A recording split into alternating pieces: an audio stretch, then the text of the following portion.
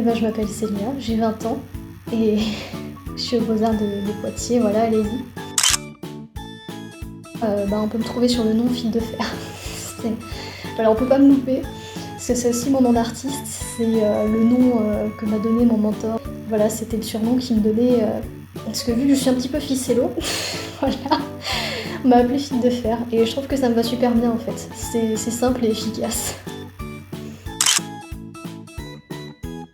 Simplement, ce qui m'a donné envie, c'était déjà de sortir de ma zone de confort, de faire des choses que je ne sais pas faire et de m'atteler, parce qu'en fait, les études d'art, on fait vraiment absolument de tout. Et c'est un tout qui nous nourrit en fait. On fait de la peinture, de l'aquarelle, de la vidéo, de la photo. Je préfère aussi avoir des connaissances plus générales dans l'art, pour ne pas être bloquée déjà de base. En fait, je me voyais mal faire une école déjà très spécialisée. Il y avait aussi un autre point, c'était arrêter de me fixer des barrières. Dès que je trouvais un truc un petit peu sympa qui sortait des normes, je disais ouais mais ça va pas passer, hein.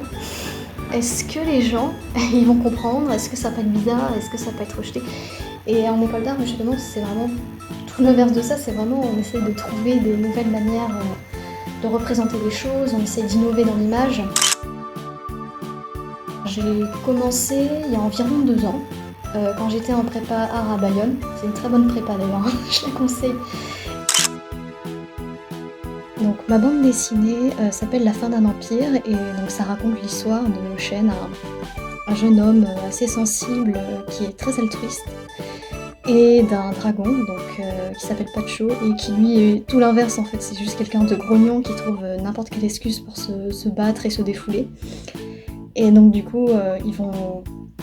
Comment dire, du coup c'est un duo qui voyage et qui aide les personnes qu'ils croisent. Et donc du coup, dans leur quête pour aider d'autres personnes, ils vont tomber face à un ennemi beaucoup plus fort qu'eux et ils vont du coup faire plein de rencontres qui vont les pousser dans leur retranchement. Et j'en dis pas plus parce que sinon je vais tout spoiler. Sur Manga Draft, toutes les sorties de chapitres, donc quand je sors des pages, etc., je le fais sur Instagram. Eh bien, j'aimerais beaucoup que ça finisse sur un support papier, justement pour la qualité de la lecture en fait. Par rapport à ma bande dessinée, j'ai encore 2 autres tomes. Et ces 2 autres tomes, en fait, ce que j'aime beaucoup, c'est que ça va pas vraiment être des suites. C'est des tomes où, en gros, je les fais dans un ordre précis, mais c'est pas dans cet ordre-là qu'on peut les lire. En gros, ces 3 tomes, on peut les lire dans n'importe quel ordre. Je travaille du coup sur une XP Pen, elle est juste derrière moi. Celui que j'utilise beaucoup, qui est Medibang. C'est parce qu'il est simple, parce que je peux créer mes propres boss aussi, c'est super cool pour expérimenter de nouvelles choses. Et il y a aussi Gimp. Gimp c'est un vrai couteau suisse, vraiment. Il me sert à faire des tâches que d'autres logiciels ne peuvent pas faire et il est très pratique aussi pour la retouche photo en fait. J'utilise aussi au traditionnel, donc je fais aussi de la peinture, de l'aquarelle, du pastel. Il n'y a pas que sur tablette que je dessine. J'en ai énormément. Donc déjà j'avais l'idée de carte postale, donc ça n'a rien avec la bande dessinée mais ça reste dans l'idée narrative.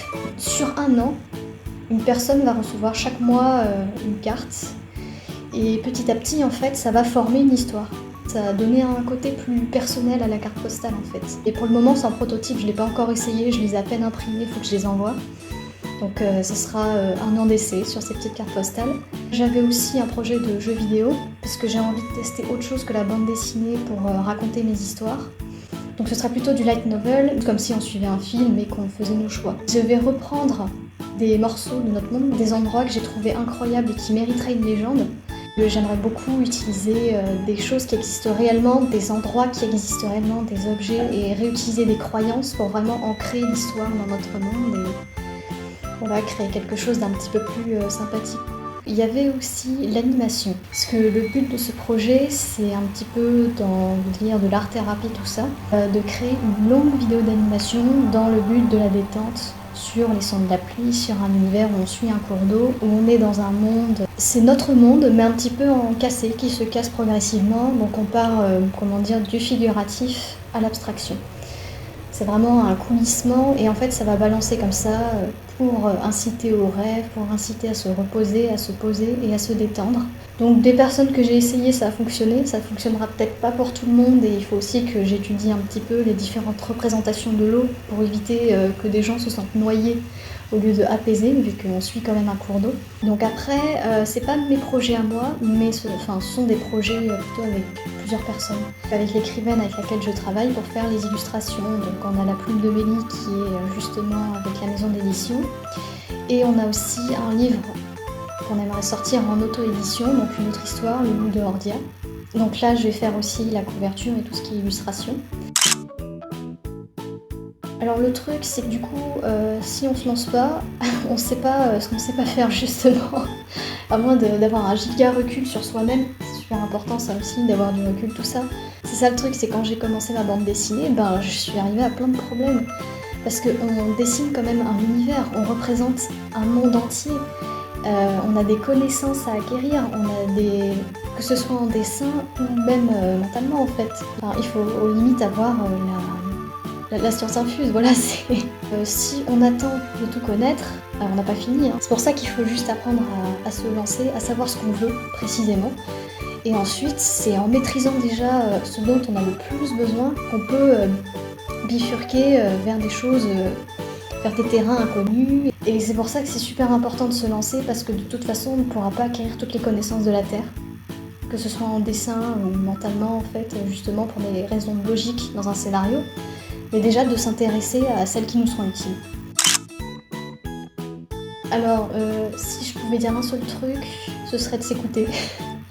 Si vous avez besoin de faire une pause, faites une pause. Il faut pas bosser toute la journée comme moi. Ça ne le faites pas, ça ne m'a jamais aidé.